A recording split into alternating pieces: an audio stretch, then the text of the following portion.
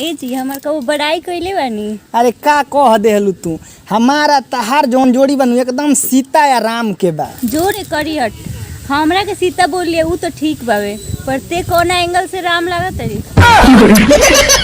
Happy father's day पापा। पप्पा जी बोल, पप्पा जी। जी पापा।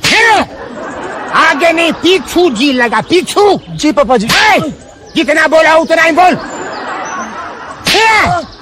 चुप क्यों है, मुंह में जबान नहीं है क्या? है ना पापा जी।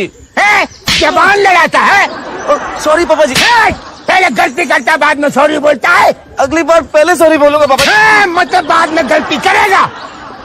Hello, excuse me. हाँ जी बोलिए। मैं एक बात कहना चाहता हूँ आपसे। हाँ हाँ बोलिए। I love you.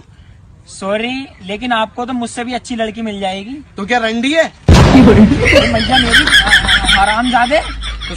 हेलो जान, कहाँ पे है? मैं कब से तुझे याद करूँ, तूने कॉल क्यों नहीं किया? मैं जान नहीं, जान का बाप बोल रहा हूँ। इस कॉलर ट्यून को कॉपी करने के लिए स्टार दबाए, वरना भाड़ में जाए। धन्यवाद। साला कहाँ तू हमर मोबाइल गिर गेल खतनी फोन धराओ तो। सही में का रे? हां रे।